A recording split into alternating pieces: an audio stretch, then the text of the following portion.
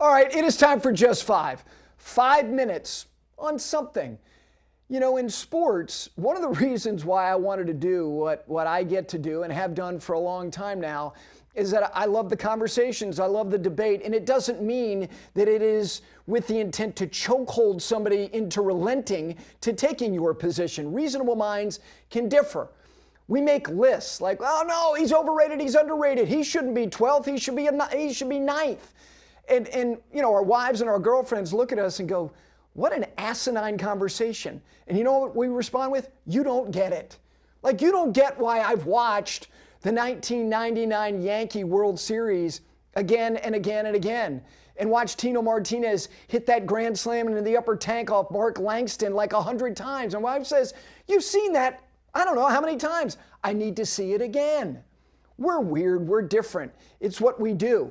And Halls of Fame is the classic, okay, we're going to duke this out now because there's no way in the world he should be first ballot. He should get in the third ballot. So now we're distinguishing between, yeah, eventually he should get in, but he should not be a first ballot because that's a special wing in the grand scheme of that particular Hall of Fame.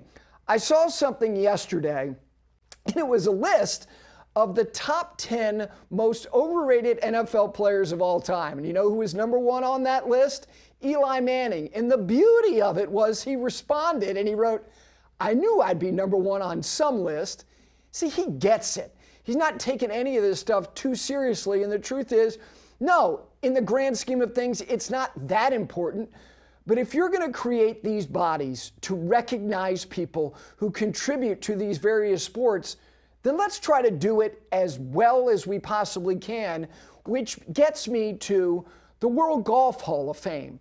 And the World Golf Hall of Fame, by its very nature, is different from the others because golf, by its very nature, is much more participatory, not to the age of 25, like to the age of 95. There are tens of millions of people just in this country alone who play the game of golf. So the World Golf Hall of Fame doesn't just have the responsibility of identifying the people who played it better than anybody else. It's identifying the people who have impacted the industry and the game of golf more than anybody else. And right now, if you look at that body, and by the way, it's back where it should have never left, in the village of Pinehurst, which is the cradle of American golf. And there is somebody who was the driving force of making Pinehurst what it became, and to a large extent, what it still is. And that is a gathering place for people who want to get nourished by the game of golf. And that guy's name is Richard Tufts. He was enshrined in 1992 because he had a great influence on the game of golf, and he also was a president of the United States Golf Association. But we still have somebody who is of this earth who should be in the next class. And his name is Mike Keiser. Mike Keiser was the driving force and the visionary of his company, which is called Dream Golf. And it was a dream of his to build places that would become destinations to play the game of golf. Currently, like right now, the U.S. Women's Amateur is being conducted at Bandon Dunes. Mike Keiser created Bandon Dunes, and he also created Sand Valley, and he was very instrumental in Cabot. And now he is creating a place called Rodeo Dunes in Colorado. And next up will be East Texas. And then it'll be the Panhandle of Florida. That's impacting the game of golf, not just people who are playing today. People are going to play the game of golf and drive the industry forward over the next 100 years.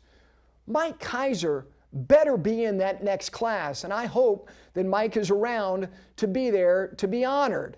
And he's not the only one. Butch Harmon, the most instrumental instructor who drive the industry of instruction forward. He wasn't just a guy who was teaching and instructing and guiding the best players in the world, starting with Tiger Woods, and his Rolodex is longer than anybody else's. He was also impacting players at all levels. And while we're at it, how about Seth Raynor and his contribution to designing golf courses, and Harry Colt, who most people believe was the first most important designer of golf holes around the world on 6 continents. World Golf Hall of Fame, that next class should start with Mike Keiser.